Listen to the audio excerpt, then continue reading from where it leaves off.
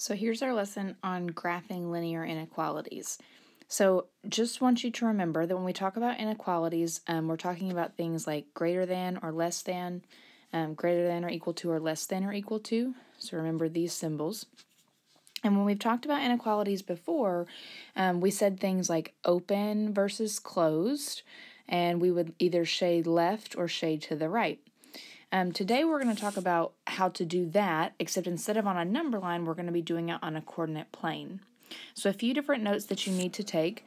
One, we just need to remind ourselves that when you multiply or divide by a negative number, so the number that you're multiplying or dividing by is negative, then the inequality symbol is going to flip. We're going to look at that in an example here in just a minute. So what I want you to realize, before, when we had greater than or equal to or less than or equal to, that might mean something like closed, but on a graph, there's not a way to do closed. So if you look at our two graphs here, instead of, it has to do with the type of line. So a closed line or a closed circle is associated with a solid line, just like this red graph. So for that, we're going to say solid. You'll have a solid type of line. And if we have a strict inequality, which would normally have meant open, now that is going to mean dashed, just like you see in the blue graph above. So you make the line itself dashed. And then when we think about shading, we can't really do left or right anymore. So we usually try to look at the y value, and if y is greater than or equal to, that's going to tell us to shade above the line, because think y runs up and down. So if you're talking about greater, you're going to be going up. If we have y less than or equal to, we're going to be shading below. So as long as you have these notes, our next three examples should be okay. So let's go ahead and move on to the first one. All right, so the first thing that I like to do every time, before I even start graphing or trying to figure out where to put points, is I like to decide, is it going to be solid or dashed, shaded above or below? So to do that, we need to look at the y and the symbol. And the reason we look at the y is because if it's negative, remember the symbol will be backwards of what we think. So because this y is positive, we're going to be thinking about this symbol.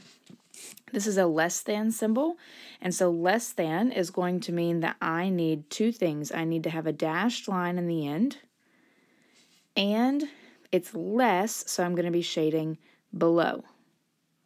All right, that's from the notes that we just took. So now I'm going to just kind of keep a pin in that. I want to go ahead and figure out how or what's the best way to graph this line. And if I was going to graph this, I need to add 14 to the other side. That's probably going to be the easiest, is to try to get this equals y equals mx plus b. So if I add 14, that gives me 2y is less than negative x plus 14. And remember, I need to divide every single thing by 2. So y is going to be less than. Notice that right here, that's a fraction, negative 1 over 2. So that's negative 1/2 x, and then plus 7. So I'm going to graph this line. So I'm going to start at 7, and then down 1 over 2. And this is one of the reasons that I told you last time you wanted the pattern to go as far through the table as you could, because you're going to need it to today so that you can shade correctly. So there's my line, and now that I have my points, I'm not actually going to connect them necessarily because I need to look at my directions. I told myself that I needed to make this line a dashed line, and then I needed to shade below. So instead of drawing a solid line through there, I'm just going to draw a dashed line. Dashed. Still put arrows on the end, just don't make it a solid line. And then when it says to shade below, I think the easiest thing that I found for people when they take Algebra 1 is to think about just going below. And it's really easy on some of these lines, but when they get steeper, people tend to have a little bit of trouble. So shading below, if I draw my arrows, means I'm going to be shading on this side of the line. And you shade everything on that side of the line, all the way down on your coordinate plane. All right, let's look at another example. All right, I'm going to start in the same place that I did last time. I need to ask myself, solid or dashed, above or below. That's the most important question. So I look at the y value and at the symbol. Now this time this is a negative y, which tells me that my symbol is going to have to flip. So I really am thinking about greater than or equal to as my symbol. So now that I'm thinking about greater than or equal to, I'm going to have a solid line, but this time I'm going to be shading above. Okay, if we go back to our equation, and you could even write it as an equation if you wanted to. I'll do that just, so let's see if that makes that any simpler for you all. Now, if you look at this, the easiest thing to do there is going to be cover-up method. So you can find your two intercepts. 2x is -8, which means my x-intercept is going to be at -4, -4 comma 0. Or negative y equals -8. So my y-intercept is going to be at 0, +8. So I can plot those 2 points. Let's see, -4 on my x-axis, 8 on my y-axis. All right, this time I'm going to make it a solid line. So I'm going to connect those. One thing, some of you were leaving your line like that. You were just connecting. Make sure that you actually extend the line to go all the way through the graph. And it's not going to be perfect for your notes. We can get rulers in class if we need to. And now so we did solid, like we told ourselves to do. Now we need to shade above. So if you pick any point on the line, or just keep putting your pencil on the line and drawing arrows up, that tells you above. So you're going to be shading this whole side of the graph, everything on that side of the line. All right, our last example is a word problem, and I'm including this one because it's a different kind of word problem than we've ever done before. So make sure that you take notes on this problem. I would go ahead and actually pause the video and copy the problem down that you see. So if you've read this problem, you may have noticed something a little weird. I'm not sure how much attention you were paying, but when you see this, they tell us $2 per package, and cookies cost 75 cents each. And what you may notice then is that those are two different rates. Anytime you're given two rates, because we've never done this in word problems before, anytime you're given two rates, that means we're going to write our equation in standard form. And that's because you have two rates that need to each go with different variables. And then in general, you can make a note to yourself that this C is going to be our total. All right, so the other thing that we need to notice is that this is asking us to write an inequality. So there's probably some keyword in there, and hopefully you recognize the word at most. So if I go to write this equation, I'm going to say chips cost $2 per package, or 2x. So then x is going to be for the number of chips. And then cookies cost 75 cents each, so 0.75 y. That means y stands for my number of cookies. And Elijah can spend at most $75. So think about at most, that means that's the maximum he can spend. So that's less than or equal to 75. Now, you could solve this for y, but for word problems, it's probably always best to graph with intercepts.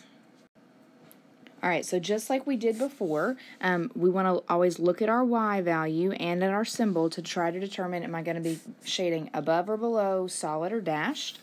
And this is a positive y, so I'm going to use the symbol less than or equal to as it stands. I don't need to flip it. And less than or equal to is going to mean I need a solid line in the end, and I need to be shading below. All right. So when I do this, I'm still going to do cover up. That's what we just said. And I'm just going to skip to the end. 2x, if I divide 75 by 2, that means my x-intercept is going to be at 37.5. 37.5. And then my y-intercept, if I cover up that way, oh, that's not what I meant to write. My y-intercept is going to be 100. Now, I know that that gives you a decimal, but when you have word problems, it's just trust me that it's going to be easier to graph with intercepts. So sometimes the graph they give you is going to be blank, and you just need to choose what to count by. If it were me, I'm probably going to count by 5s, 5, 10, 15, 20, 25, 30, 35, 40. So I'm going to be plotting my points somewhere in between 35 and 40. And then X stands for chips. And then my Y value, I can count by, I'll count by tens on this side. So 10, 20, 30, 40, 50, 60, 70, 80, 90, 100. And I'm going to make this line solid. So I'm going to connect those with a solid line. And I want to shade below. So I'm going to go ahead and do my shading. And now the last thing that I want to show you why this is helpful is this can actually help answer our question. So everything that's inside this shaded area, this whole shaded area is full of solutions. And everything on the outside that's not in the shaded area are non-solutions. So this is what I mean. It says that Elijah can spend at most $75. So let me zoom in on our graph so I can show you something. So what this means is, for instance, if we look right here in this shaded area, if he buys 10 bags of chips and 20 cookies, he will be within his budget. Right? We don't know how much it'll cost, but we know it'll be less than 75. He could buy, let's see, what was this, 30? He could buy 30 bags of chips and 20 cookies and still be within his budget. Any combination that you pick in this corner is going to be a solution that works. If you pick something outside, it's not going to work. So for example, let's see, I think this line is 30. If I pick 30 30 chips and we'll say 50 cookies. If I do 30 chips and 50 cookies, that's not a solution. It's going to cost too much money because it's not inside of our shaded area. If he buys 50 chips and 100 cookies, he's going to be above his budget, right? Because anything in this side is a non-solution. It's important that you have that somehow noted on your graph because that's a lot of what we're going to be doing with this skill on your test and moving forward.